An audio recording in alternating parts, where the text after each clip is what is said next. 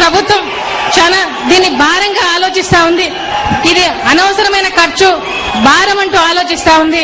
మరి ఈ రోజు నాయకులు ప్రజల కష్టాలు తెలిసిన నాయకులుగా చేయాల్సిన నాయకులు ఇవాళ అది భారం అని చెప్పి వాళ్ళ జోబీలో నుంచి డబ్బు ఇస్తానట్టుగా, అప్పనంగా ఇస్తానట్టుగా ఈ రోజు ఆలోచన చేస్తా ఉన్నారు.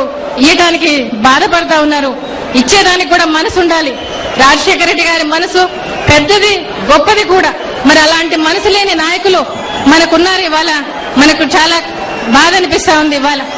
అంతేకాకుండా మరి ఆ రోజు ఈ ఫీజు రియంబర్స్మెంట్ పథకానికి జగన్ బాబు ఆ రోజు అంటే రాజశేఖర రెడ్డి గారు మరి ఆయన చనిపోయేంత వరకు కూడా, ప్రాణం పోయేంత వరకు కూడా ఈ సంక్షేమ పథకాలు అమలు పరిచే దాంట్లో పోరాడారు.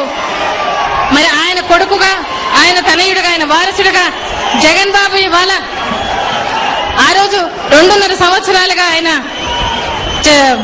ఎన్నో దీక్షలు, ధర్నాలు ప్రజల కోసం చేయడం జరిగింది.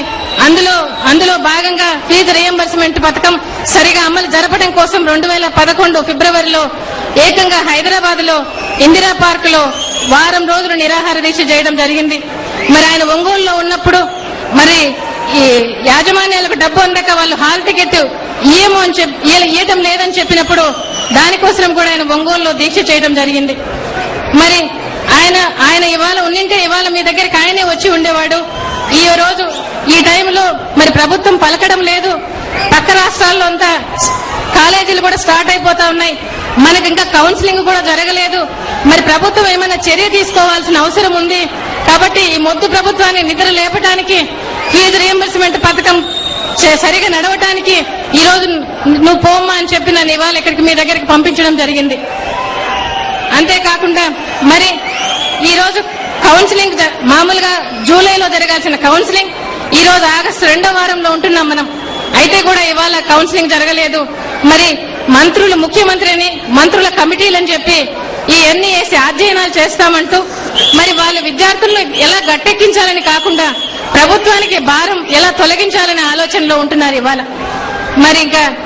మరి ఇవాళ చూస్తే జగన్ బాబు ఆయన అందుకోసం ఆయన ప్లీనరీలో ప్రకటించడం జరిగింది. ఇటువంటి విద్యార్థులకి కష్టం రాకూడదని చెప్పి ప్లీనరీలో వైఎస్ఆర్ అమ్మఒడి అని ప్రకటించడం జరిగింది.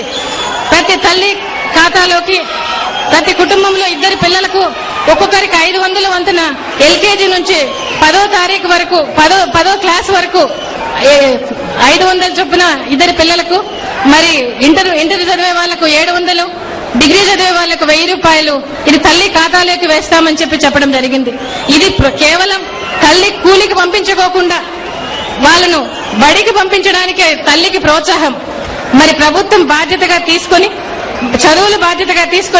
ఉచితంగా చదువులు చదివిస్తానని చెప్పడం జరిగింది. ఈ విద్యార్థులు చదువులు విలువ తెలిసిన వ్యక్తి కాబట్టి ఇలా చెప్పడం జరిగింది. మరి ఈ అన్ని పరిస్థితులు చూస్తున్నాం. ఇవాళ ఈ రోజు కూడా ఎటువంటి విషయమో చెప్పని ప్రభుత్వంగా ఉంది. ఈ ప్రభుత్వాన్ని మొద్దు లేపడానికి వైఎస్ఆర్ కాంగ్రెస్ పార్టీ తరఫున మనందరము డిమాండ్ చేస్తున్నాం ప్రభుత్వానికి. ఇవాళ రాజశేఖర రెడ్డి గారు ఏ విధంగా సాచురేషన్ ప్రాతిపదికన ఏ విధంగా ప్రతి ఒక్కరికి, అర్హులైన ప్రతి ఒక్కరికి ఈ పథకం అందేలా చూడాలని ప్రభుత్వానికి మనం డిమాండ్ చేస్తున్నాం ఇవాళ. అంతేకాకుండా యాజమాన్యాలకు పాత బకాయిలన్నీ చెల్లించాల్సిన అవసరం ఉంది. మరి ప్రతి సంవత్సరం కూడా ఇటువంటి తొందరలు, ఇటువంటి కష్టం, బాధ లేకుండా, ఎటువంటి టెన్షన్ లేకుండా మనం ఉండడానికి ప్రతి సంవత్సరం కూడా బడ్జెట్ లోనే దీనికి నిధులు కేటాయించి ఈ పథకాన్ని బాగా నడపాల్సిన అవసరం ఉందని చెప్పి మీ అందరి పక్షంగా నేను ప్రభుత్వానికి డిమాండ్ చేస్తున్నా. ఇవాళ మీరందరూ ఇక్కడికి వచ్చినందుకు, మా మాటలు విన్నందుకు మీరందరికీ కూడా మరొకసారి నేను చేతులెత్తి నమస్కరిస్తూ, ఈ పథకం కోసం ఎప్పుడు, ఏ పథకమే కాదు, ఏ పథకం కోసమైనా ప్రజల పక్షంగా వైఎస్ఆర్ కాంగ్రెస్ పార్టీ పనిచేస్తుందని చెబుతూ మీకందరికీ ధైర్యం చెప్తూ నేను సెలవు తీసుకుంటున్నాను ఇవాళ.